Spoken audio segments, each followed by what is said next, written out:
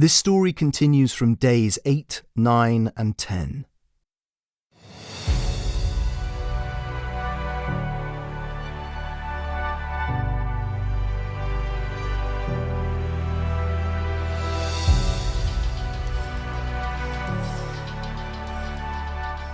Day 11. Trinkets.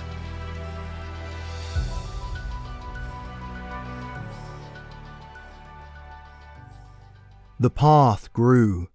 Stone by stone, time meant nothing as the man searched and dug and heaved. His friend in the sand came and went, sometimes guiding him to steps he may have missed. The creatures in the trees stayed, indeed for the most part, in the trees.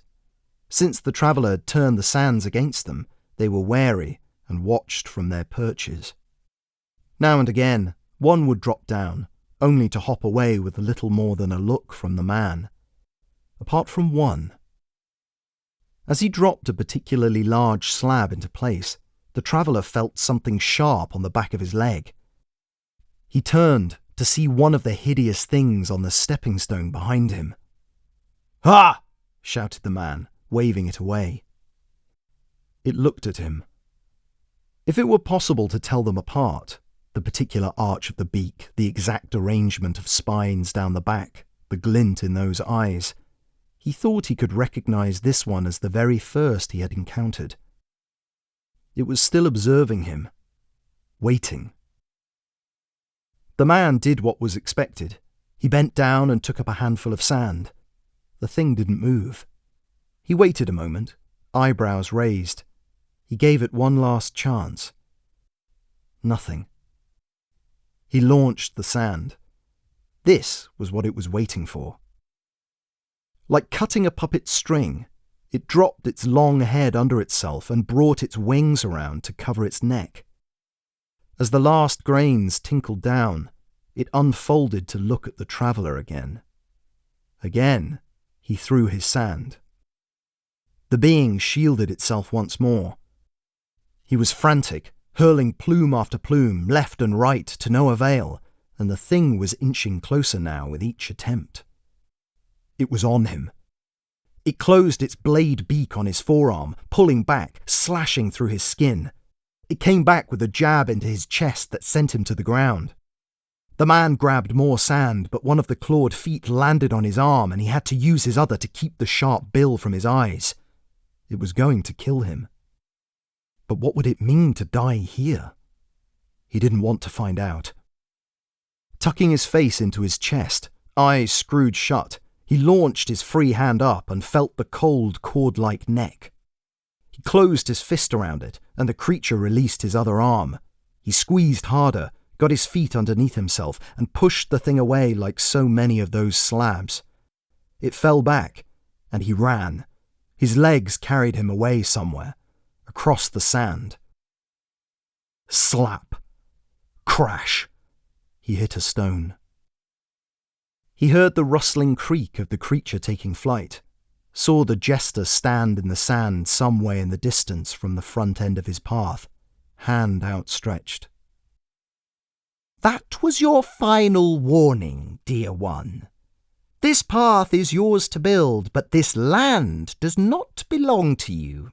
Do not forget that. I will have what is coming to me." The traveller wanted to cry in protest, demand justice. The jester waited patiently to hear it. But the man simply stood, staring down the clown, before turning to find his next stone. When he turned back, the jester was gone. On he went, stone by stone, needing to fight, needing to rest, until he was one step from the mighty bird. He could barely bring himself to look at it, the only sun in this place. He praised it for its patience. The step on the carriage was so close, he felt he could jump, but he did not dare to. The last stone took a lifetime to find, but when he finally heaved it at the foot of the black carriage, the door glided open. He fell to his knees. Now he was here. He couldn't bring himself to take the last step. He turned to look back at the path, the long wending spine of stones. He could barely make out the beginning. There was no need to delay. He lifted himself, feeling heavier than all the stones, and put a foot on the carriage step. "Nothing comes for free." The jester was on the roof. He backflipped down to the carriage door. "Not in this world, that or the other." What must I do? He almost didn't recognize his own voice. From the broad sleeve, the jester pulled a long, shining blade, black as the volcanic glass. "I will have what is coming to me. Trinkets." He reached out a gloved hand and touched the man's fingers. "2, for each time you made me strike you." He guided the man's hand to rest on the last stone and spread his fingers. The blade came down on one. A pulse of hideous energy radiated from the cut, through his arm, through his body, through his wholeness. Hell was on him, and it felt it would never leave. He let out such a cry that all the beings in the trees took flight, not that he would have noticed. The jester waited patiently. He did not know how, but the traveller survived, and only then recognized the horror of having to live through it again. "Yes," said the jester, "again." Shaking, the man placed his incomplete hand on the stone. The jester set the fingers and struck. But the man pulled away at the last instant. The blade met the stone with a shrill clang. "No!" roared the jester, black flame casting a halo. He raised his free arm, palm wide, and brought it down. The man closed his eyes and awaited the end. But instead, he heard a clang. He opened his eyes to see a wall of sand between him and the clown. It receded to reveal the jester, hands still out, interrupted, angry and confused. A friendly face lifted the dropped sword. The traveller grabbed it and held it aloft. He thought he saw fear in the jester's eyes before bringing it down and cutting off another finger. The pain was even worse than the first. He did not know who he was or what he was. Everything twisted and coiled like water in a pool. He was out of himself and in everything. He was stretched beyond all that was possible.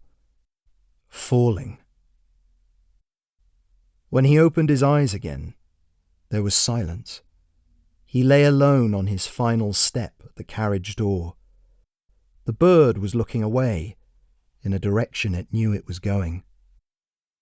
The man pulled himself to his feet for the last time. Without holding onto the frame, he climbed up the step and fell into the carriage. The door closed behind him.